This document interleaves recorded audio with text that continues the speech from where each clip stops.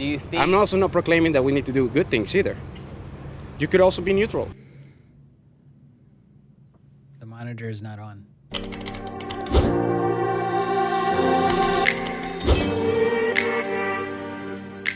Hello, hello. Welcome to another episode of Atheist Vanguard. My name is Derek Hawke. I'm Phoenix. Ben Estaville. All righty. Now we got that done. Let's jump into the interview. Welcome to the Atheist Vanguard. My name is Ben, and with me here today... I'm Gabriel Wells. Gabriel? Yes. Hey, Gabriel. So I stopped you because you're walking by, you're obviously having a good time at the Alamo, but faith is an issue that all of us are dealing with today, and it impacts our lives in various different ways. And I was wondering if you'd want to talk to us about your faith and how you came to it. Sure, yeah, definitely. I actually grew up Catholic.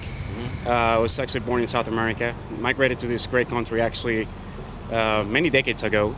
So I think I've actually had a pretty good relationship actually sort of with my upbringing and sort of my what I consider to be my theology of faith. And it has actually helped me throughout difficult times. Did you find enough churches here in Texas? There are quite a few, yeah. Yeah.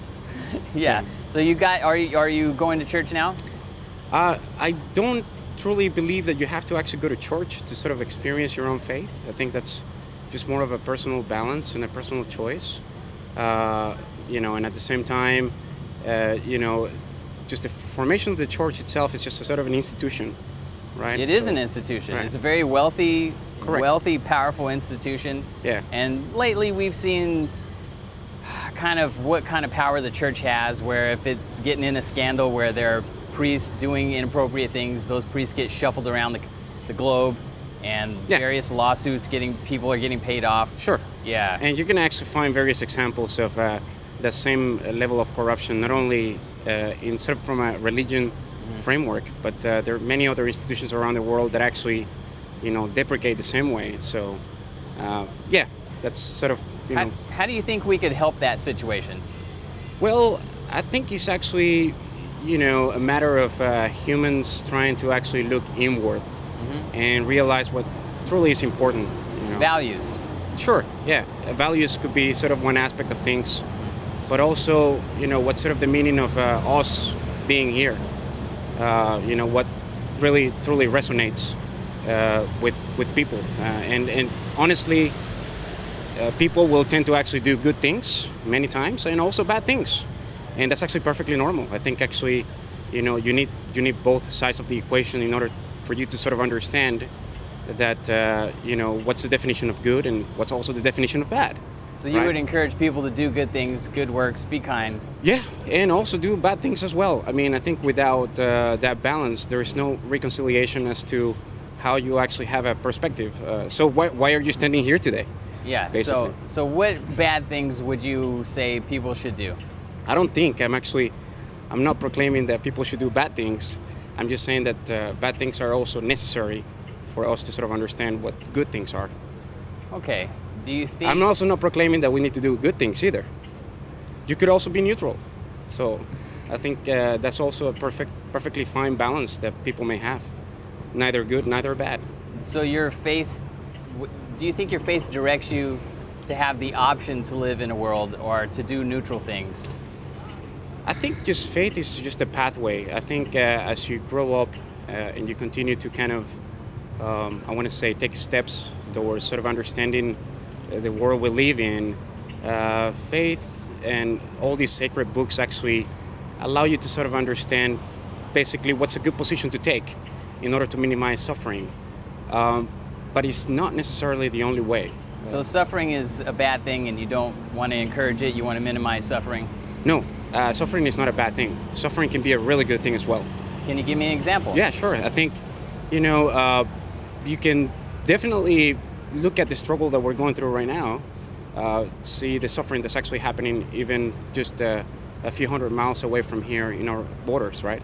So there's a lot of family separation. There's a lot of, challenging times for a given group of people. And I think ultimately that suffering will lead to great, encouraging growth, even within those persons. I mean, it's changing lives. So at the same time, minimize suffering, I think is actually sort of inconsequential. I'm saying, choose your path to kind of manage suffering, because ultimately suffering is just part of us. We're always going to suffer here or there. Yeah, and that's perfectly fine. We're just here, and it's a sort of a transitory time. It's sort of a, kind of like a time, speck, in the whole sense of the rationalization of what time really is. So I think as long as we consider each other sort of in a respectful way, and we truly want to kind of establish that connection between humans, I think I see a promising future. And I truly, honestly believe that the United States is actually the place where that experiment is taking place right now. So I'm very happy, very honored, and extremely elated to be able to partake into that process in this country at this time. Do you think there's less suffering here than other places around the globe? No. I think we are good at masquerading suffering, but I truly believe that actually our own people, American people, actually suffer the same way that many other people suffer around the world. But we just tend to actually experience that on different terms. Do you think faith is the answer to that suffering, or do you think we... No, faith is not the answer. Faith is just simply a way to manage your pathway, manage that suffering that we talked about before. Awesome. Yeah. Well, thank you very much for talking you're to me very today. welcome. Certainly. You have a great day. Well. We learned a lot. Yes, and I am honored and elated to be suffering next to you two gentlemen. Well, how is your time spec going, guys? Minute. Minute. Tick-tock. Yeah. Oh, boy. Our friends, the Catholics. Phoenix, start us off. I just have one question. Where did he get that shirt? It's covered in scuba diver and fish. It would be a great gift for my dad. I want to know where he got it. Next time I run into him, I'll ask him. It's your sufferer next to the Gap. Oh, wow. Oh, Lord. The first thing he mentioned was, okay, we're talking about suffering, and he turned to his faith to get him through difficult times. Mm-hmm. Yep. So that's... But it wasn't. It was his faith was used to manage the suffering. Right. Yes. This guy was really plucking out of everywhere. You notice that he didn't answer these questions. He almost had didn't know what to answer, and so kind of just the first thing that came off the top of his head. I think there might have been a language barrier because English wasn't his first language. So possibly, I'm not going to give him such a hard time. He seemed well spoken to me, though. But okay, I ended up seeing some other cultural references in there for what he actually believes in. It fits the bill for other spiritual paths out there. But example, the whole entire good and evil and his concept of suffering, both viewpoints fit in with Taoism and Buddhism. It's very Catholic as well. It's very Catholic. Enduring the suffering. Yep. Like Jesus. Yep. Yeah, well, having that perspective of contrasting good and evil to understand it, it does make a kind of sense. Mm-hmm. You really do need to understand one to value the other. I do agree with that bit of a statement, but the middle path, the neutrality, that is very in line with Taoism. You already have the yin and yang concepts of good and evil, and walking that middle path, the way, the Tao, right, which is pretty much his neutral stance that he's advocating for. It's almost spot on exactly what Taoism teaches. I'd be interested to know what he'd say upon hearing that. I don't know if he's going to a special version, like Catholic Light or Catholic Reimagined or, whatever. Like, I'm not sure where he's getting this or if he's just that well read where he read some stuff. He's like, oh, yeah, that makes sense. I totally get it, and I can combine everything together into a religious salad. And if you hear a concept and then you just reinterpret it through your own religious lens. Right. But the common theme you see with Catholicism is the suffering and salvation go hand in hand. One cannot exist without the other. I know that there's been a lot of talk about Mother Teresa and kind of the deeds that she did, where she intentionally caused suffering because that was how they were. That was their path to Christ. And it's really interesting to see a Catholic say that you don't need church, because that's, that was The Catholics have real spent interesting. untold treasures that they've stolen from cultures around the world to erect these super mega churches for their time. yeah, they were the OG of the megachurch. For sure. They were the first to say, you know what this world needs? A huge church. Several stories high. Yep. Because that's how the spirit gets in. It needs a little space to move around. So it was odd. But I have a note here. This faith of his helped him through difficult times. What do you guys say about that? Do you have faith that's helping you through difficult times? I have faith in humanity. I have faith in people. I have trust. Yeah, I have trust. I have conversations. You can reword that to put a bit more a better perspective on it. Is if you trade out faith for belief in God, it actually fits a little bit more easily. Okay, my belief in God helped me through these hard times. God will, it gives me a consolation, makes you feel a little bit better about the whole situation, or his belief in God gave him the confidence needed. I get it for him. To get through. I get he did that. Yeah. But for three atheists here, yeah, it does nothing. yeah, but I'm saying there are people watching like Sobo Sobo. I know Sobo Sobo's watching.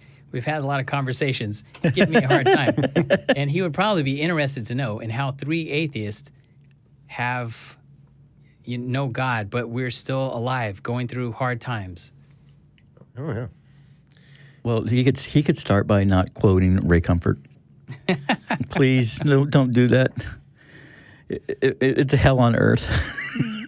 Yeah, we've heard a lot of the things that pass off as wisdom. That Anything from Ray Comfort is not wisdom. I'm sorry. I'm going to say that. we like community. Just like a banana. But don't call me no banana. Yeah. I said, would you like one? Not are you? We're fortunate to have an atheist community here in Austin where we can come together and talk to each other and get some wisdom from other atheists. And there's communities online. There's all kinds of things you could do, all kinds of resources that we can share. Yeah. I think when we bring up faith in a conversation, it's really important to define that, because it means so much. Like for us, if I have a tongue slip and say I have faith in this, that really means I have trust. Confidence, trust. It's more of just a vernacular of words that I tend to use. Just like when I have an explanation of, oh my God, it's just an explanation. It's not a plea to some invisible sky daddy. Faith. The problem with faith that I have is that it's been kind of equated to a character trait. If I don't have faith, I am somehow less of a person because I don't have faith in something. Oh, you faithless. Well, it's assumed the thing you have faith in has virtue. Yeah. And you're less virtuous if you don't have that faith. Yeah. Or you're somehow limited in sight and limited in thinking because you don't have faith. Oh, you just got to have faith. You're somehow better of a person if you're able to believe in something with no evidence. Yeah. Turning off your rational brain and just accepting something with no evidence. Sure, that's great for people who need 10% of your income. Yeah. Yeah. Absolutely. The one thing that I wanted to discuss is his thoughts on the church institution versus secular institutions and how they deal with abuse. Yeah. We didn't go deep into it. Right.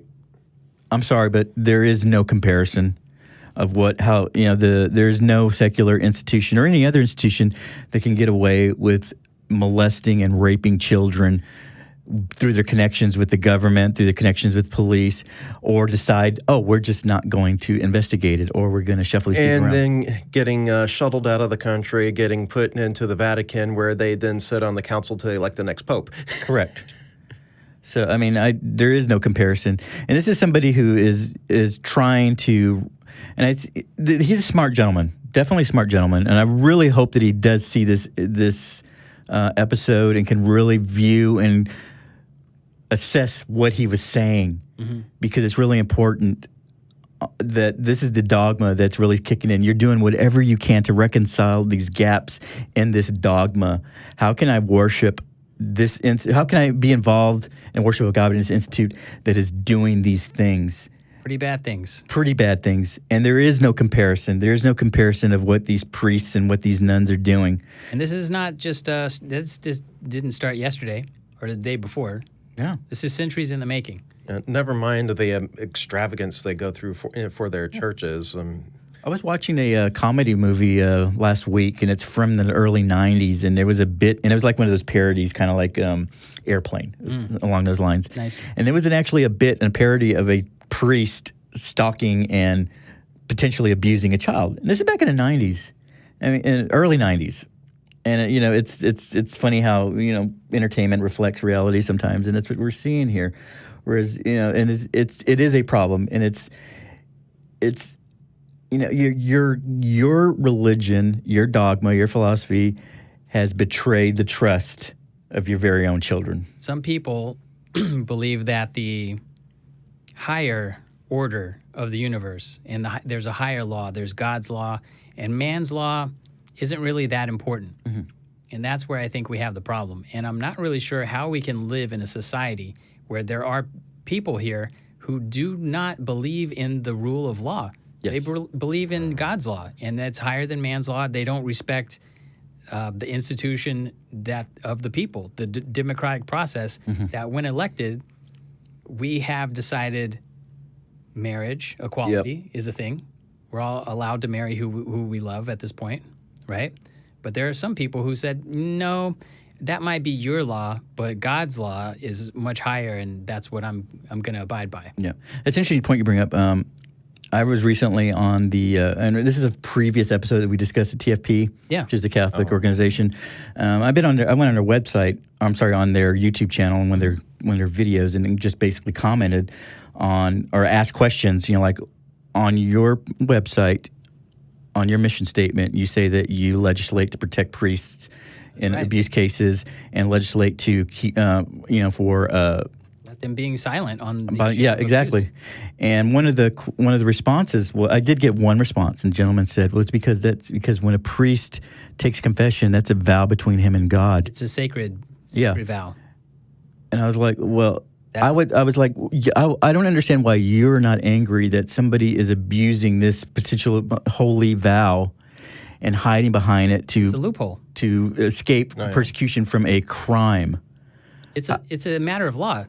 But to them, it was a matter of moral decency that we do not respect God's law, and that's between him and the priest, or God and the priest. And we're putting these men who dress up in the vestments of holy righteousness, and we've elected them. Well, they're unelected, actually. Mm-hmm. No one has elected these people to shepherd that flock, right? The people didn't choose who they want to have as their priest, right? Correct. That's not how it works. No.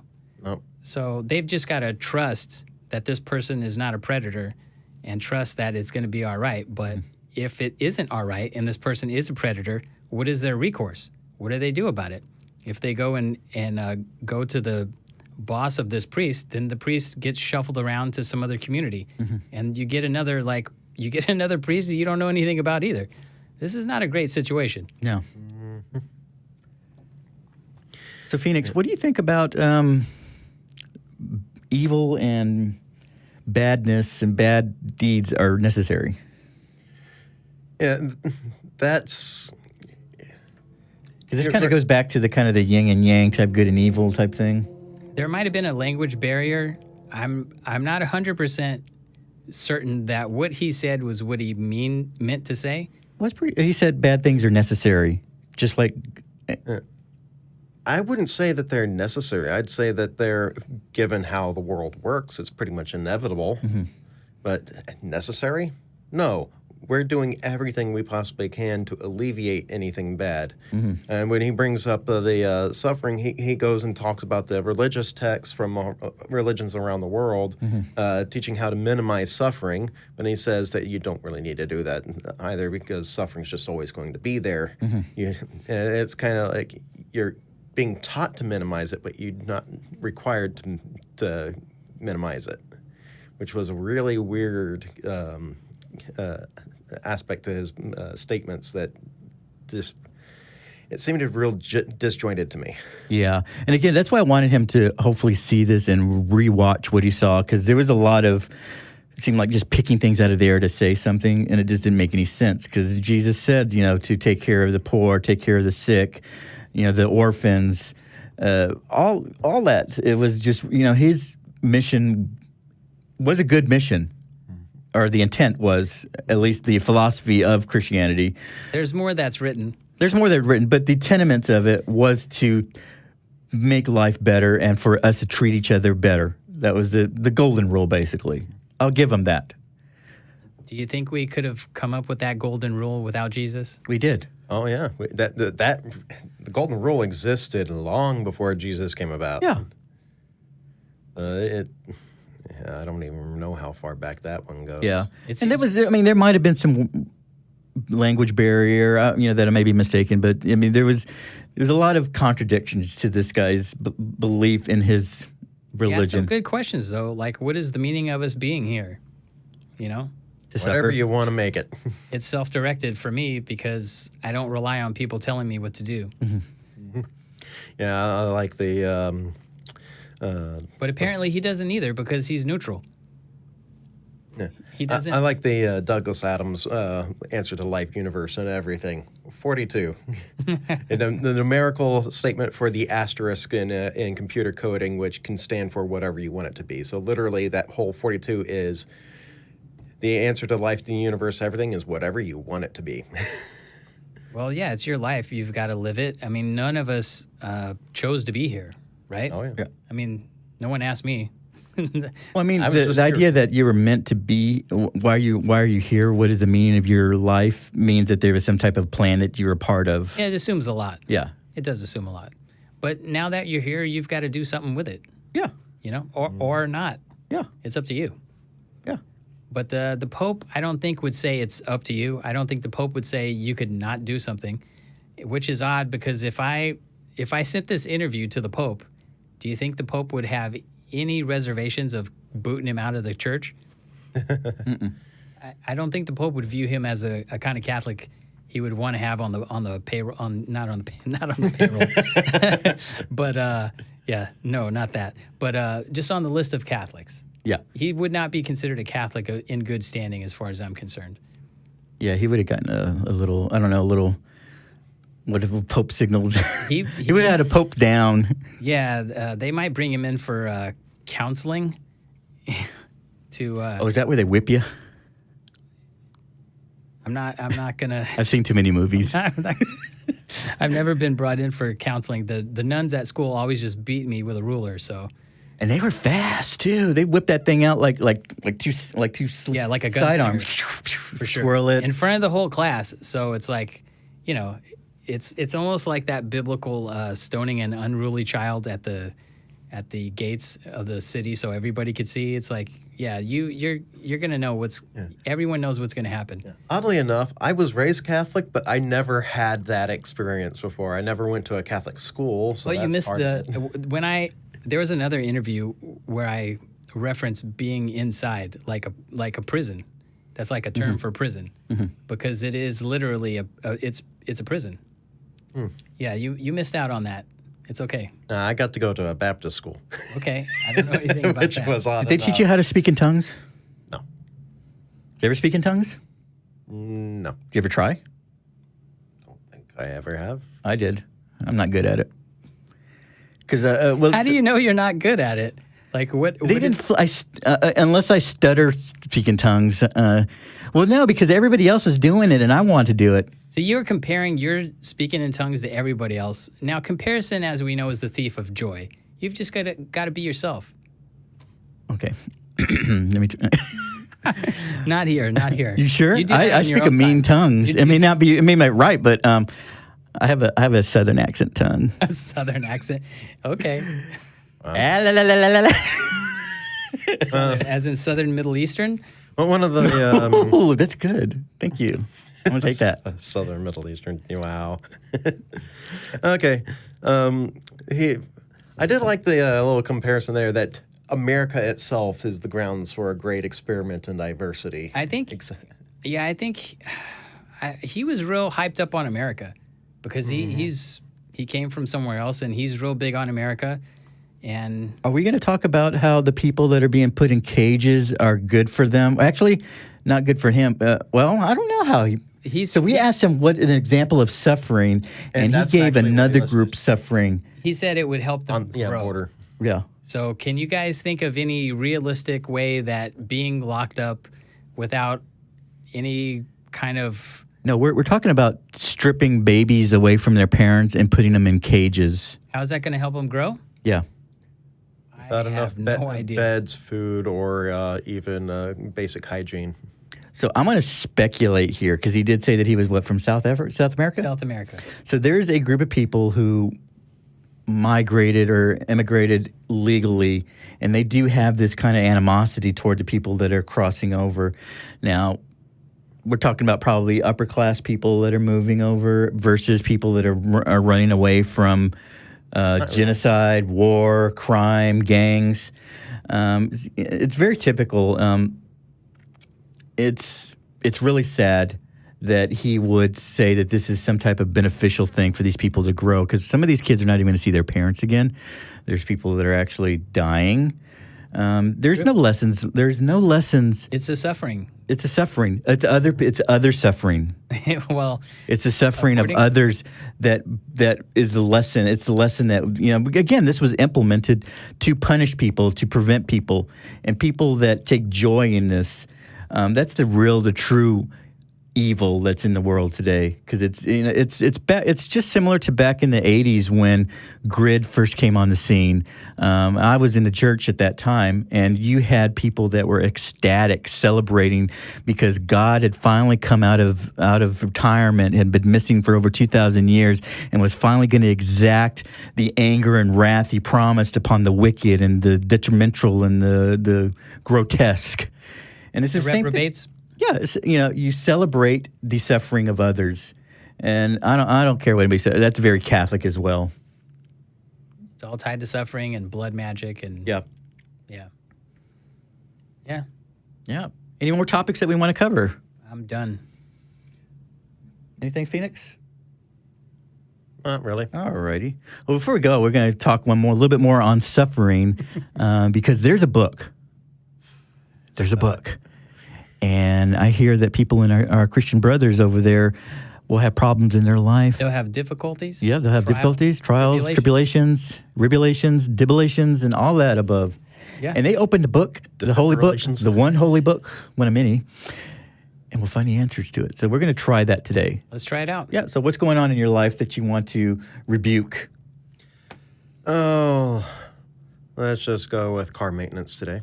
Car maintenance? Yeah. I'm underemployed. Got to keep it running. Underemployed? Underemployed. I'm underemployed. I need to lose some weight. Because, when they say when the camera adds 10 pounds, that's a lie. I think it's about more 15 pounds. It depends on what kind of camera it is. What are you trying to say? I look fat? Open the book. God. Random page. Random page. I'm going to go a little bit toward the back, so we're going to see some words from Jesus maybe, but I'm going to be... It's random. We don't know. The book of Acts, chapter 8, verse 20. But Peter said unto him, Thy money perish with thee, because thou hast thought that the gift of God may be purchased with money. Well, the gift of God might not be purchased with money, but I need to pay up on that mortgage and have some food. So, yeah, let's keep it in perspective, I would say. Let's keep it all in perspective. Yeah, I mean, that would apply financially. Read it again? To me being able to afford to maintenance. But Peter said unto him, Thy money perish with thee, because thou hast thought that the gift of God may be purchased with money. But you can't take it with you. I don't need the gift of God. What I really need is money to afford the maintenance on the car. I think Jesus just said, you're going to be walking, brother. Try on some comfortable sandals. Yep. You'd make a very good Jesus, as a matter of fact. Both of you. It's been said before. The Jesus brothers. Just like the Smother brothers. The Jesus brothers. So Derek, does that also work for you? Like, if you needed to lose weight, would a little walking help? Shut up. I hate you. I hate you, man. Okay, I don't want to talk about my weight no more. Okay. Well, that wraps it up for another episode of Atheist Vanguard. Atheist Vanguard is in the bag. Thank you very much for watching. Please like and subscribe and join a conversation down below in the comments. Take care. See you next time. Bye-bye.